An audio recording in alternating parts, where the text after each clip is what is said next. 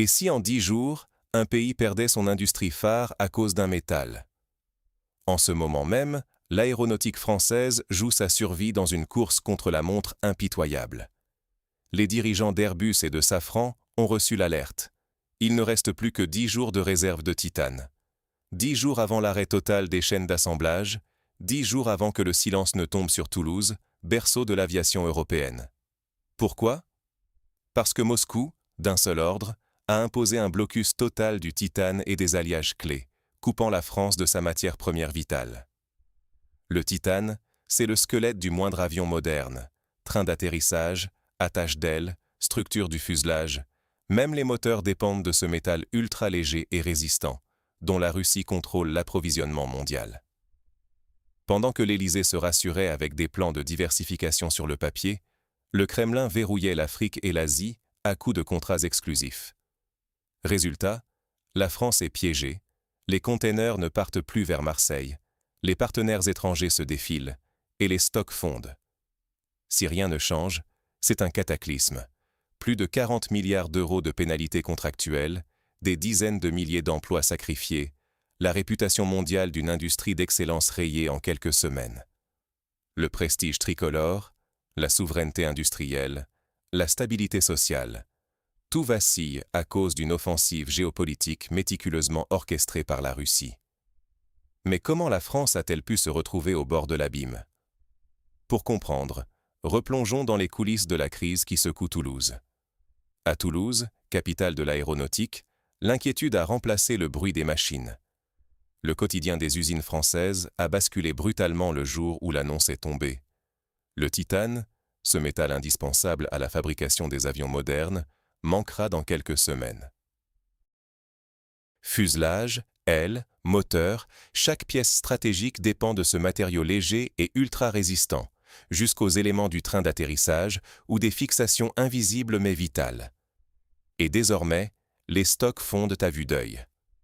Tout a commencé par des signaux faibles, des partenaires asiatiques esquivant les explications, des fournisseurs africains parlant soudain de priorité nationale, et surtout, des containers de titane bloqués dans les ports, jamais partis de leur point d'origine.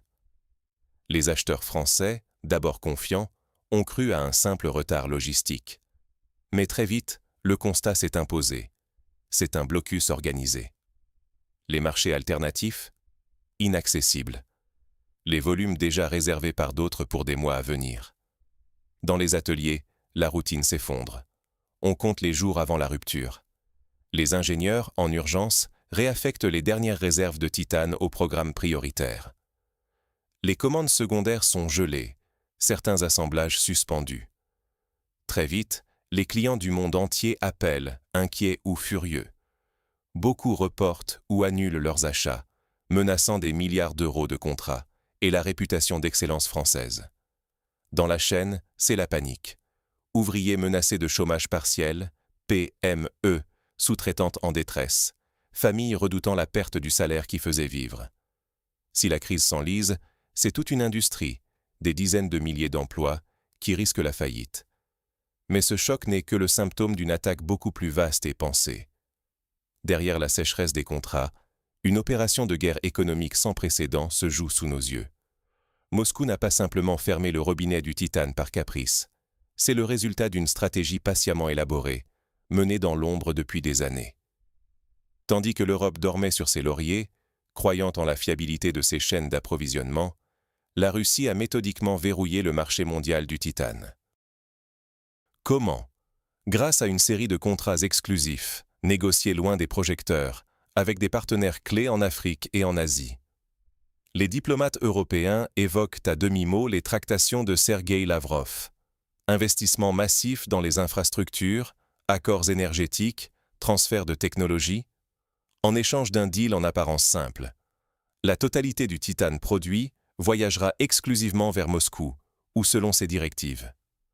Pour les États concernés, difficile de refuser. L'offre russe dépasse de loin la simple vente de matières premières. C'est une promesse de développement, d'emploi, de routes, d'électricité. Pour la France, le réveil est brutal. Totalement prise au piège dans sa dépendance, elle découvre que ses tentatives de diversification, souvent vantées mais jamais vraiment concrétisées, n'était qu'un mirage. L'annonce du blocus a semé la panique. Sous la pression, l'Élysée convoque en urgence industriels et hauts fonctionnaires. Le ton est grave. Emmanuel Macron parle pour la première fois de guerre économique, accusant Moscou de vouloir asphyxier une filière jugée vitale pour la nation. Mais derrière cette rhétorique martiale, c'est surtout le désarroi qui domine. Les alternatives sont rares, les stocks fondent, et le marché mondial s'ajuste à une vitesse jamais vue. Conséquence immédiate. Alors que Paris hésite sur la riposte, concurrents américains et asiatiques flairent la brèche. Certains clients étrangers, inquiets des retards tricolores, se tournent déjà vers d'autres fournisseurs. Chaque journée de paralysie, c'est un peu plus de prestige et de contrats qui s'envolent, avec, à la clé, la menace d'un déclin industriel accéléré et d'une marginalisation durable sur la scène mondiale. Mais alors, où va mener cette guerre invisible des matières premières stratégiques?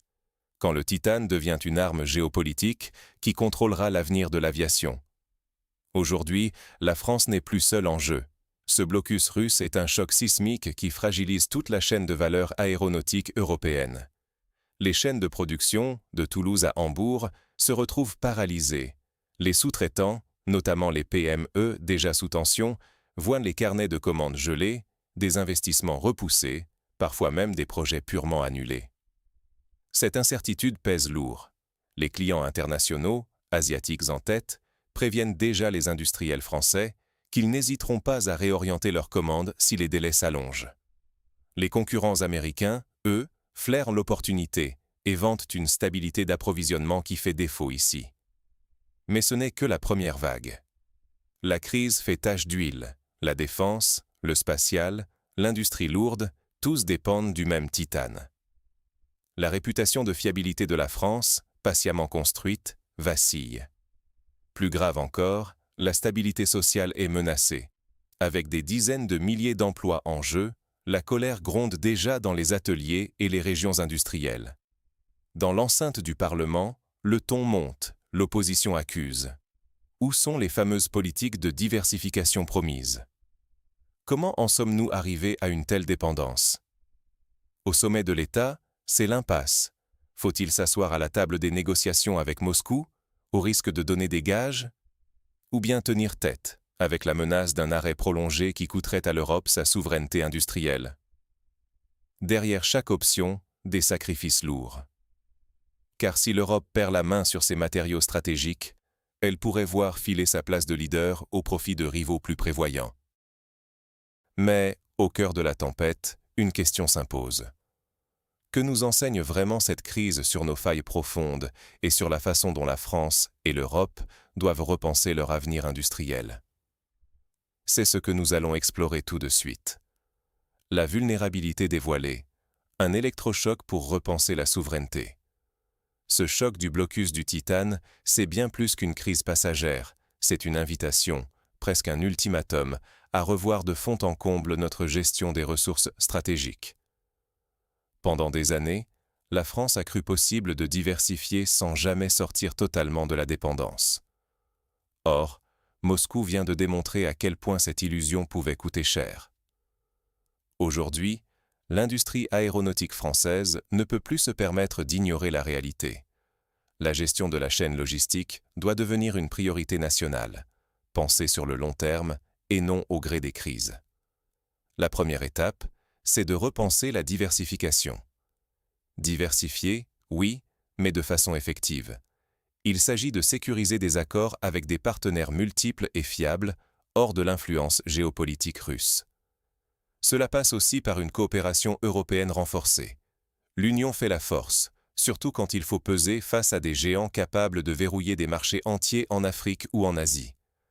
Les achats, les stocks, la logistique, chaque maillon doit être pensé à l'échelle continentale. Mais il ne suffit pas de changer de fournisseur. Il faut aussi accélérer la recherche sur des matériaux alternatifs, investir massivement dans l'innovation pour réduire notre dépendance au titane russe.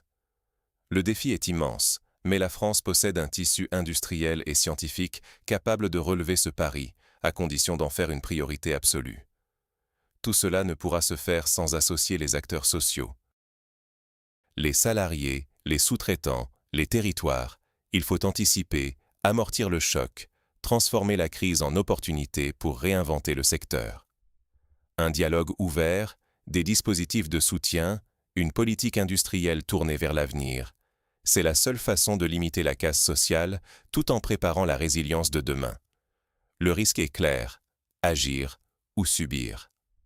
À ne rien faire, la France laisserait son industrie s'effacer durablement, avec des conséquences irréversibles pour l'emploi, la souveraineté et le prestige national. Cette crise, aussi brutale soit-elle, peut devenir le point de départ d'une renaissance industrielle, mais à condition de choisir l'action, ici et maintenant. La France saura-t-elle transformer cette crise en renaissance industrielle?